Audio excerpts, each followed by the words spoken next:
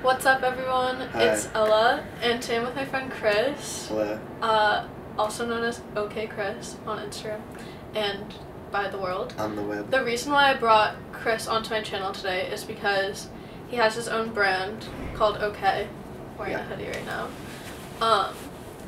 And I've always thought that that was like the coolest thing ever. Like as soon as I met Chris, I was like, this kid is doing some really wild shit. We are both from Boston. It's a very small world out there. Very, very like mini cultural scene. Yeah, I talked about this in one of my summer vlogs, but I was like blown away that like cool people existed in Boston when I met you. Yeah. I met there because we had like my friend group and like a bunch of people that I was friends with, and we had like that kind of set when we were younger, and then I found like you and a bunch of your friends, and I was like, oh my god, there's others.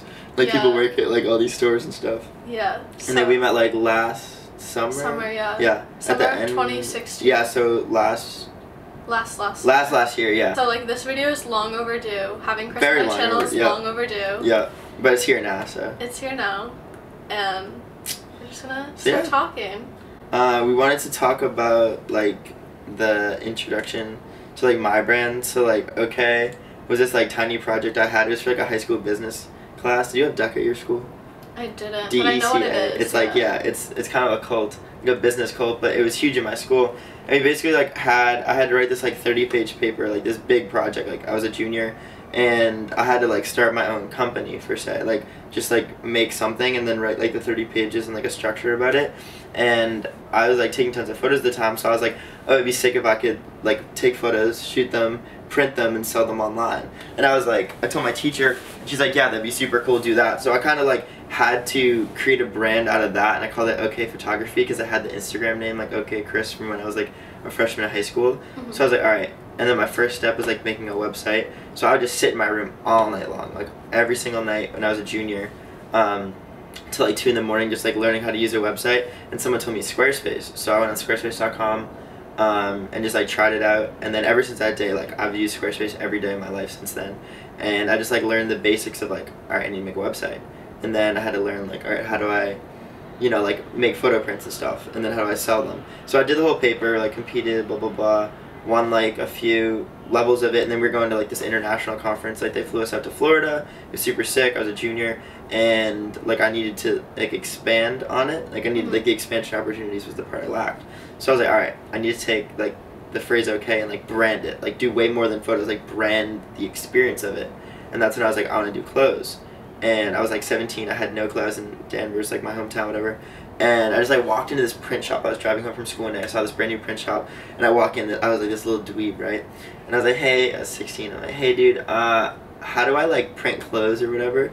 And this guy, like super like Boston type guy, is like, oh, you want to make clothes? Like, sure, toadies, what do you need? Like, I can do it all. And I'm like, well, I want to learn. Like, I don't really want to pay you. You want to be able to do it yourself. Yeah, because that's what I always want to do. Like, I'm like, if I'm gonna do this, I want to learn how to do it so I can like do it one day. Because I always wanted to like make something big, and so he just taught me everything. And then I would just go there after school, and he would show me like how to print, how to like manufacture, how to do everything, like where to source stuff from, like how to get blanks, how to get like certain stuff made, and like it just kind of opened up a whole new world for me. And then I made a bunch of hoodies through that. I had like $300, right? And I wanted to buy this pair of shoes. My mom's like, why don't you just put that into hoodies? And I was like, Mom, like this is all the money I have. I want these shoes, whatever. He's like, Jordans or something stupid. And she's like, no, like trust me. Like my mom's super business oriented. She's like, go get hoodies made. So I went down to the store. I got like 12 hoodies made and 10 t-shirts. And I was like, alright, this is a kind of a crazy design. It was that design actually, like the original, the OG logo that I made in Photoshop when I was 17 for this project. And I just screen printed them. Like he taught me how to like burn the screens, and I screen printed them. And then I'm like, all right, now I have a box of clothes and I don't have these shoes. What do I do with it? And then I like took a bunch of photos of my friends and then whatever. And that was kind of the start of it. And then from there, like I added the clothing aspect to the paper, went on to the internationals, did super good. And then I came home, and the judge said to me, she's like, you should really do this. Like, don't stop with this. Like, don't make this like your paper. Yeah, like, don't let it just be this. Yeah, don't let it just be DECA. Right. She's like, yo, do this. And I remember, I'll never forget that. And I went home, and I went to the print shop, and I was like, I want to do more. Like, I need to make more. So I accumulated another 300, made some more tees and hoodies, and I had photos of them, and then I bought the website OK Worldwide, because OK.com is owned by this casino in like, so I don't know, you can Google it, OK.com. All my stuff comes up first, but it's like this random casino. So I emailed them. I was like, I'll give you $1,000 for your website, and they were like, ha ha ha, absolutely not. Never talked to them since. So I was like, all right, it'll just be OK Worldwide, and then I ended up getting like an LLC, so I made the business legit, and then I just went from there. So I posted all the photos online, and then I kind of started selling hoodies, and then like one kid I knew had bought one, and then another kid I knew bought one, and I was like, oh my god, like look at that, are buying them, I made money. Yeah, and then I'm like, oh man, I have no clue how to ship anything out, and then I like, that was the beginning phases of me like in my basement of my house like learning how to make a brand. And like that was like everything. Those like developmental months for me were like super huge, because like I was like, all right, if I can sell a hoodie and make X amount of money, that's like, if I sell 10 of them, I don't have to work, because I'm like making more money off of clothes that I can reinvest in the brand than I would like spending 6 hours at a job or something. So we definitely want to talk about branding, because whether you're starting a brand or just kind of growing yourself online, like important, branding, like, branding is everything. So important. Yeah, because like, okay, obviously like the whole point of this is like creating a brand, but it's like way more than like a clothing brand, because like if you're a YouTuber, you're a personal brand, you know? If you're a blogger, you're a personal brand in your writing sense. It's like your brand is kind of your bucket, and like that's the phrase Virgil used one time. I think it was at the URI speech, and he said that Off-White is his bucket, and like I'll never forget that. And that's how I look at things too, is like you have this big like space where you can put all your ideas into, and then everything in it just get titled with something. So for like a YouTuber, for example, like all the videos and like their personal tone and like who they are as a person and like how they interact with people and their aneurysms and everything, like that's part of their brand. It's like what you recognize them for, like what you recognize them as, and like how you like them, and that goes a long way, because it's like everyone you follow online is a brand. Yeah, but that's how I look at it. Everyone I follow on Instagram is their own personal brand. Like I like them for their aesthetic, I like them for what they're posting, I like them because I'm friends with them or whatever, but everyone themselves like has the format and the template of Instagram to articulate how they want to portray themselves in like the 3x3 format. We want to talk about like bigger brands like Off-White, Supreme, Palace, like all those brands, and like those are some of my favorite brands. Like, what are your favorite brands? Definitely Off-White and Supreme, like the Holy core, Grail like, or whatever. Yeah, the empirical ones. But there's also like things that are just starting up, like well, not starting up, but like smaller, getting Bandaloo, bigger. Bandaloo. Yeah. Pat, the guy that owns that, is amazing. Yeah. He's so cool. He's one of my favorite artists. Yeah, like, and that's the same for me. Like, I love a lot of big brands, but like, I know my favorite designer is this kid that went to FIT, and his name's Nathan, and like, he's my #1 favorite designer, and like, he owns this brand, Chickpea clothing company. It's really small right now, but it's gonna be huge one day. Yeah. And like, I love his brand because I love what he can do. Like, I'm just like a huge fan of that. In a sense of people starting their own brands and everything else, you need to just like find your niche and find who you want to be, and then like slowly but surely like work towards like obtaining that, so that like when people click on you online or like when they see you in real life, like they get the essence like of who you are and like what you represent. Like OK in itself is like about like kids like having fun and like being themselves. Yeah, that's what I always wanted from it, and I guess like that kind of segues into brand image that we wanted to talk about.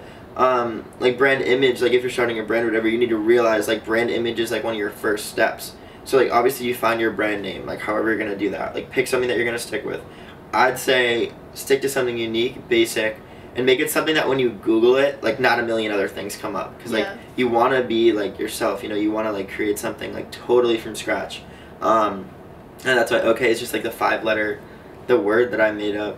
And like what was cool is I could make the brand image, I could make everything I wanted just within that, like within itself. But brand image is like Supreme, for example, their brand image is like badass skaters, like the Lafayette Street, like Soho, New York, like late 90s, that hard body, like the kids movie, like that type of stuff, like that's their essence. And as time's gone on, like the hypebeast took it over, and the resellers and like all that, and they created like, it kind of turned to that. And now a lot of times I see Supreme hoodies on like some whack looking kids, and I'm like, oh, you know, it's not what it used to be. Yeah. But I still think that they carry like a similar brand like to what they wanted. It's just like, it's evolved so much because it's grown so much. Right, and James Jebbia in the late 90s obviously never thought I was going to do a runway show with Louis Vuitton, you know? Yeah, exactly. And like, so that, like, just different variables switch up big time there. With products and branding also comes like brand value, and that's like how the consumers look at your brand. And that's something that I always try to like structure, is like, how do I want people that don't know me and don't know the brand off the bat to look at the brand. And like Off-White, for example, like these shoes, I don't know if you can see them, these silly Off-White shoes, they're not silly, they're really cool, but I think they were like, I got them for like $180, like when they came out, whatever. But there was only, you could only buy them in certain places in the country. Yeah. So we got them in Chicago, and I got my hands on them. But like right off the bat, I could have walked out the door and sold them for $1,000. Yeah. And just made $820, like right, easy, like, you know. But that's because there's so much like desire for the brand, and like the way to do that is a lot of people, they keep the like demand high, and then supply things exclusive. Yeah, and exclusivity, which is crazy, and that's how Supreme and a lot of big brands got huge. Was like everyone wants the product, but they can't get their hands on it. That's like something that every brand wants to achieve. It just everyone works on how they're going to do it in different ways. So moving on from branding yourself and kind of branding in general, we are going to talk more about like steps to actually starting a brand, like a physical, tangible brand. Yeah, so like a lot of times, like a lot of people always want, like I think the most basic entry level to starting a brand is like t-shirts and hoodies, like products. And to do that, you need, and everyone always DMs me, they're like, hey, how do I make money starting a brand? Like I want to make a ton of money, I have cool ideas. And I'm like, all right, like it doesn't matter how much money you want to invest or like how much money you want to make, it's about like the brand you can make, right? So I always tell kids, I'm like, don't go out and make a clothing brand first, like make a brand first, like we talked about earlier, like a brand image, like make something with meaning. Yeah, it's like starting YouTube, for example. Like you don't want to start making videos because, you know, you want it to become your career, your job. Like you don't want to do it to like become famous. You want to start doing something out of like pure passion and something that you're genuinely like interested in and invested in, and like see where it grows from there. Number one, brand name. Like we said earlier, like make it something simple, make it something basic, and make it something that like you want to look at forever. Once you get the brand name, now you have to figure out like the brand meaning and the brand value, and that's the idea of making a brand rather than a clothing brand, because essentially you could have the coolest t-shirt ever, and if no one sees it online and no one really cares about it, like you're not going to sell it. Anyone can make a product. Right, but you need, like, people want to buy stuff they believe in. Like people want to buy stuff that people they look up to like, and people want to buy stuff that means stuff to them. So you just want to make something that someone's going to want to buy the meaning of. And that's why, like, for me, I always wanted, like, I have the millennial demographic where it's like I make clothes in different pieces and like do the writing portions online and everything, like for kids, not necessarily kids, but like teenagers in a sense, because like I started this, it's like my teenage project, that's what I call it. And I had like, okay, it's like the biggest internship I've ever had yet, and it's like an internship with myself, because it's like I'm just learning as the steps go on. And like that's what I wanted to portray with my brand, was like if you start early and you actually care about something and you work towards your goals, like you're gonna achieve them. But if you give up and you just half-ass it, like no one's gonna ever believe in you. Yeah, it will go nowhere. Your people gravitate towards who you are, so make your products represent you. Like make them, if you're like an outgoing person, make them colorful and stuff. Like make your designs like really over the top, and then just market it to those type of people that also want to represent like your ideas, your look, and your image. And like everyone's like, oh, how do I manufacture clothes? Like you don't necessarily manufacture, because there's two types of things.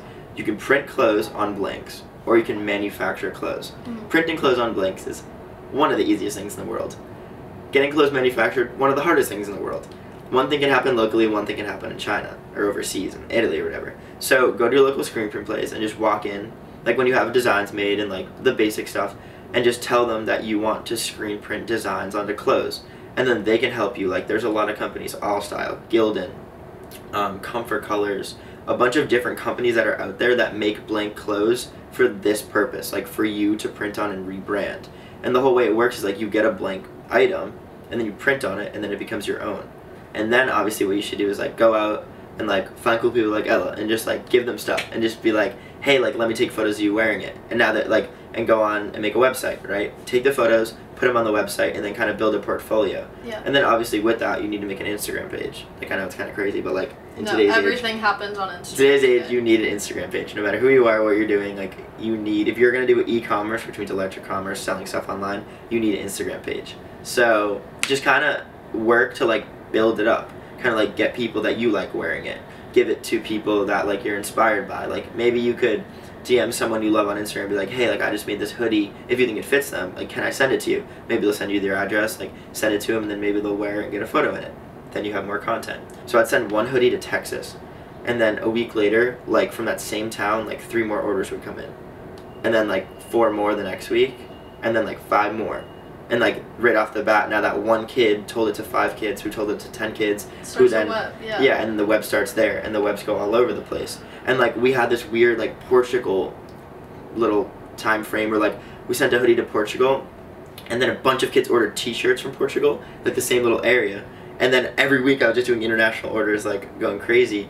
And like it just, I just noticed how like people talk about what they love. So if you make a brand that people are gonna look up to and love, and like the content that you're putting out is inspiring and like has a meaning, then people are gonna tell their friends about it. Then their friends are more prompt to buy into it, and then there you go. Like, and then they tell their friends about it. Right. Yeah. And then the next step, like obviously, is the idea of like reinvesting. And like if you don't do this, like it's just not gonna work. And it's the same with anything. Like if you make money doing your own craft, you need to keep some money and give the rest away. Like give the rest back to the craft. So at first, don't take the money you make and just like spend it. Like don't go crazy, don't buy designer stuff, don't do anything like off the bat with it, but like reinvest it back in. So make 20 things, sell them, then use that money to make 40 things. Sell that, now you have enough money to make 80 things. And now with 80 things, you can give 20 of them away to cool people who are going to wear them. You can give 20 of them to your friends who are going to tell their friends about it. And you still have 40 more things to sell. You're going to break even plus make profit. And then plus the break even and profit, you just reinvest that back in. And then from there, like you want to branch away from like just doing your t-shirt and hoodie. Like you want to learn how to embroider. And embroider is your next step after screen print. And that's like, you just go locally, find an embroidery shop, tell them you want to make hats, or you want to make an embroidered hoodie, or long sleeve embroidery, or like anything basic, because that like kind of brings your brand to the next level when you're doing more than just screen print. Because like I know for us, for example, like we've done like 1,000 different embroidery items, and like each item itself has like 5,000 stitches in it, and like that's so cool to me that like we're giving, because like a screen print's one swipe, right? But embroidery is like the machine puts 5,000 individual stitches in just to make one logo, and like the way you feel it and like everything, it just feels so nice. And that's my favorite type of product to make, because it's like I can be delivering the coolest, like most unique thing to people that they could get like from that. So I guess it's like reinvesting and then making better products. At first, make the website and the brand and the products, sell them, and then do something else. Like for us, we started throwing parties, and in Boston, like we had like 4 different shows with like 400 kids come, and each time I was like, I want to make like a cool place that everyone from Boston can come to, and like I'll DJ, my friends will DJ, we have like good speakers, and it turns into like a club atmosphere for like teenagers. And it's cool because it's like a safe space, you know, like no one's drinking inside, no one's smoking, like it's super like, it's chill and stuff. And like the OK parties are like a staple thing that I love doing, because it's like we can offer an experience for someone that backs what the brand means. Yeah, it's just all of these kids coming together that all value the same thing, coming together to have fun in like a safe environment. It's cool. Even to that point, like it has the same sense of like exclusivity and like people like wanting to come and like growing your brand through that, even because like in Boston especially, like there's really not much to do like at night. Like there's no nightlife for especially people for, like, under teenagers. 21. And so by like hosting events and like having all these people come together, you're like creating yet another product that you can sell, but this time it's an experience, which is really interesting. And experiences are like my favorite thing. If you're creating an experience, that's giving people something way more important than the tangible item that like carries and follows. And like I like, that's why I love having like the bucket, like we talked about in the beginning, because it's like that logo is so much more than that logo. And like the people that follow the brand and like go online and like read about it or anything, or like come to the events, or like whenever we do stuff all over the country, it's like everyone just kind of builds their own image and their own meaning for OK. And like that's why I love it, because it's like a 5-letter word that like kind of doesn't have a set meaning. It's just like started as like a small teenage idea and like grew, and then everyone that's inspired by it, like they look at it differently than like older people might look at it, or like anything. And there's no set definition or set like aesthetic that I want to give off. I kind of just want it to be like a sample piece for anyone that wants to start their own thing. So yeah, I mean that's kind of it. Like build a brand, make sure you love it, make sure it's something you care about, give it meaning. Yeah, give it meaning, and then give it an experience. Like when someone gets whatever you're making in the mail, like think about how happy they're gonna be, and like how they're gonna tell all their friends about it, and how all their friends are gonna look it up. And that's just kind of how the wildfire started, and that's just like how it goes. Awesome. So yeah, and also don't give up, because that sucks. Like honestly, like do something that you want. Do it for you. Don't do it for the money. Because like if in the beginning for a while, like the money's not gonna come in. But like once you get to that certain point that like everything's flowing, like you're gonna have enough money to do like really big things and fun projects and travel the world and stuff. And like I don't know, it took me a few years to get to, but like I reached that point and now it's like my everyday job and like I don't know, my best internship ever. Yeah. If you have any questions or anything on the OK website, you can just Google OK. First thing that pops up, OK Worldwide. It'll be in the bio and stuff for the description. There's like a contact tab on there if you want to like email me. I always answer questions and like kind of more like specific things, and I can tell you like where to get certain stuff manufactured and all that good stuff. So yeah.